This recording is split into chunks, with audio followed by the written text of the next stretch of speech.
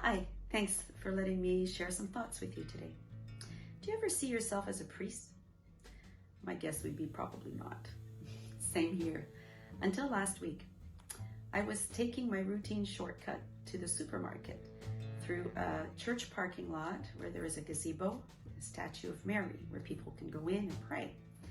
As I was approaching to pass by, I noticed an elderly woman going in, and so I asked if I could go in and pray with her. She said sure, pointing to the bench next to hers, and we both sat down and silently prayed for about a minute. I asked the Holy Spirit to perhaps guide me into a conversation with her and maybe pray with her. So sure enough, a conversation got going, and we talked about her life, God, faith, prayer.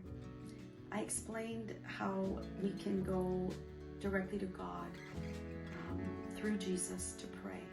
He is our high priest and mediator through whom we have direct access to the Father. She looked at me and she said, "Are you a priest?" And I chuckled on the inside. And I said, "No, what I know I learned from reading the Bible." We continued to talk, and she said, "Well, are you planning on becoming a priest?" And again, I said, "No, I just like to share what I know." Well, we had a nice conversation, and I did get to pray with her before we went our separate ways. And I remember to pray for her too during the week, but totally dismissed the whole priestly question until a few days later. I was listening to a sermon online, and the speaker spoke about the church moving forward in changing times. And one of his main points was about the priesthood, so that got my attention. His words and the bold letters on the screen.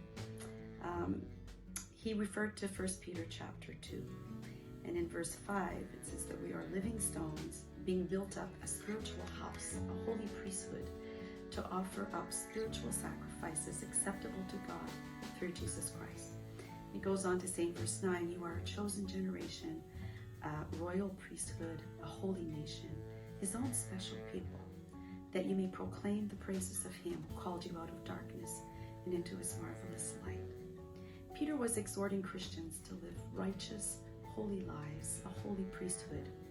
Old Testament priesthood applied only to those born to a specific tribe, but all believers today have the privilege and responsibility of offering spiritual sacrifices to God.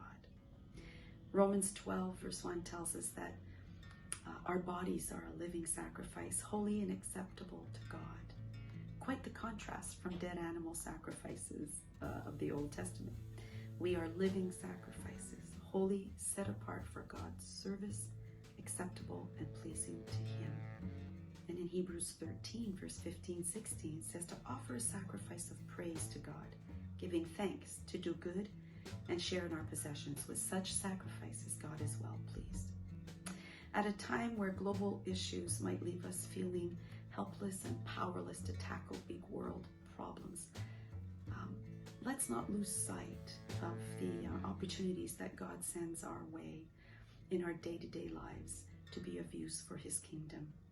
We might not all be called to speak before crowds or preach from a pulpit, but just look for the one that needs to encounter the love of Jesus. Our acts might go unnoticed by most, but God sees, God knows, and so does the one. And that's all that matters. We will never be held accountable for what God has not required of us, but let's strive to be obedient to his promptings and what he does ask of us in our day-to-day lives. Well, if ever I'm asked the question again, maybe next time I'll say, partly so, and maybe get another conversation going.